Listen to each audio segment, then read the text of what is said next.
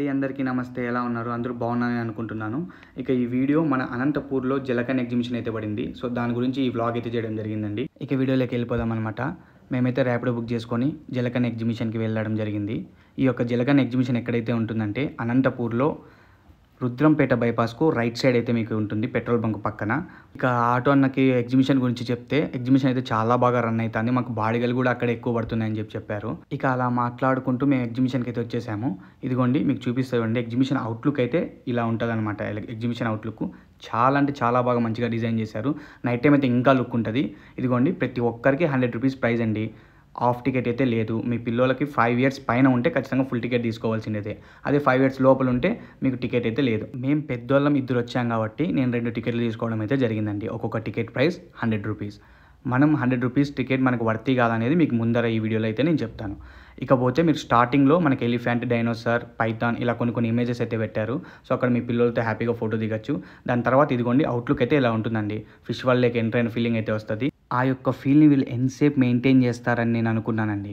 కాకపోతే ఎంటర్ అయిన వెంటనే మనకు మంచి మంచి కలర్ ఫిషెస్ అనేటివి ఉన్నాయన్నమాట. ఇదిగోండి ఇవన్నీ చాలా అంటే చాలా బ్యూటిఫుల్ అనే ఫిషెస్. ప్రతి ఒక్క కలర్ ఫిష్ ఇందులో ఉందన్నమాట. సైజ్ చిన్నదైనా కానీ చూసే చాలా అంటే చాలా బాగా అట్రాక్షన్ ఉందండి. ఇదిగోండి దీన్ని అంటే నాకు ఈ ఫిషెస్ పేరు ఎంత ఐడియా లేదు. ఇదిగోండి ఇది చూడండి, ఇది పాము అసలు చేపను అర్థం కావడం లేదు. చాలాసేపటి నుంచి అక్కడే ఉంది. ఇకపోతే ఇదిగోండి ఈ యొక్క ఫిష్ పేరు వచ్చి ఆస్కార్ ఫిష్ అని నేను అనుకుంటున్నాను. బట్ ఫిషెస్లో చూసే ఒకటేలాగే అన్నీ ఉంటాయి కానీ రకరకాల పేర్లు ఉంటాయన్నమాట. వీళ్ళు ప్రజెంట్ చేసిన ఒక 20-30 రకాల ఫిష్ల్లో కూడా నాకు ఒక 2-3 రకాలు మాత్రమే తెలుసండి. ఇంకా మిగతా పేర్లు నాకు అంత ఐడియా లేదు. మీకు కానీ ఈ యొక్క ఫిషెస్ పేరు మీకు తెలిస్తే ఖచ్చితంగా కింద కామెంట్ చేయండి. సో ఈ యొక్క ఫిష్ని అలిగేటర్ అంటారనమాట.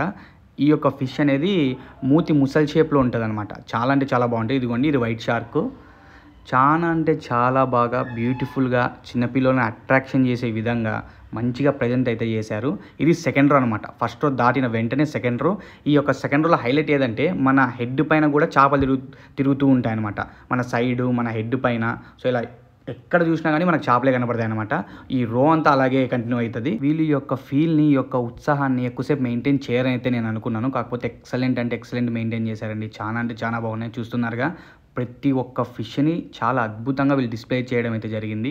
ఇక ఇలా రకరకాల ఫిషెస్ దాటిన తర్వాత ద మెయిన్ అట్రాక్షన్ ఏదైతే ఉందో క్లిప్ ప్లే చేస్తాను చూడండి.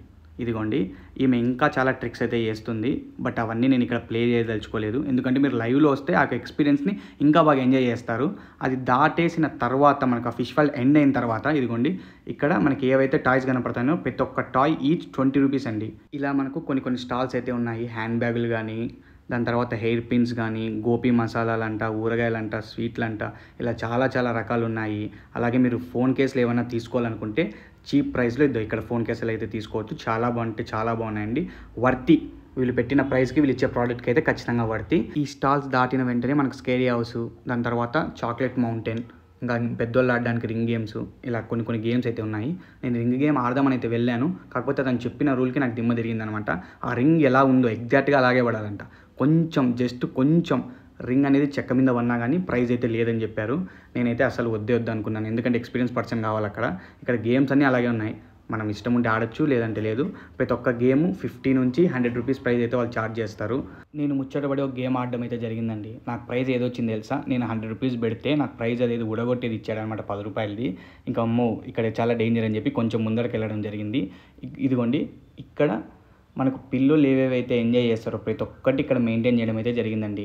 మనకి ఇక్కడ ప్రైజెస్ 50, 70, 100, 120. సో వీళ్ళు ఇలా మెయింటైన్ చేశారు. ఇప్పుడు వచ్చినా కానీ ఒక జేఎన్టీయూలో చాలా అంటే చాలా మంది జనాలు ఉండేవాళ్ళు అనమాట. కాకపోతే ఇప్పుడు మేము వచ్చింది వర్కింగ్ డేస్ కాబట్టి ఇక్కడ అంత జనాలు లేరు. సో మేము కూడా ఎక్కడం వద్దనుకున్నాము. మాకు కొంచెం స్కేరీగా అనిపించింది అనమాట. చాలా పెద్దగా ఉంది జేఎన్టీయూలో అది. దాని తర్వాత బాగా ఎంజాయ్ చేసిండేదైతే, మేము చూసి ఎంజాయ్ చేసిండేదైతే ఇదిగోండి ఈ యొక్క గేమ్ అనమాట. ఇది చాలా అంటే చాలా ఫన్నీగా ఉంటుంది. అందులో చాలా స్కేరీగా కూడా ఉంటుంది. చాలా భయపెడుతుంది అనమాట. కాబట్టి మాకు ఈ స్కేరీ గేమ్స్ ఏంటివి మేము వద్దనుకొని మా చిన్న పాపకి ఇదిగోండి ఈ యొక్క జెయింట్ వీల్ అయితే ప్రిఫర్ చేసుకున్నాము. ఈ యొక్క జెయింట్ వీల్ ఎక్కిద్దామని అయితే మేము అనుకున్నాము. ఎక్కేటప్పుడు కూడా మా పాప చాలా అంటే చాలా హుషారుగా ఉంది. ఆ జెయింట్ వీల్ అడిగింది కానీ నేనైతే వద్దనుకున్నాను. ఎందుకంటే ఏమో నాకు చాలా భయం వేసింది అనమాట ఆ యొక్క జెయింట్ వీల్ చూస్తా అంటే. బట్ వండర్లాలో అంతకన్నా పెద్ద జెయింట్ వీల్ ఎక్కాను కానీ అది ఎక్స్పీరియన్స్ చాలా బాగుంది. సో ఇక్కడ ఏది నేను వద్దనుకున్నాను. ఇక చిన్నపిల్లలకి ఏవైతే ఉన్నాయో అవన్నిటికంటే మా పాపకి ఈ జెయింట్ వీల్ బాగా నచ్చింది. సో చాలా హుషారుగా ఉంది. మీరు చూడండి ఎంత హుషారుగా ఉందంటే ఫస్ట్ టికెట్ తీసుకొని లైన్లో నిలబడింది. సో ఇది మేము వెళ్ళక ముందు అనమాట. వెళ్ళిన తర్వాత ఎలా ఉందో మీరు ఒకసారి చూడండి.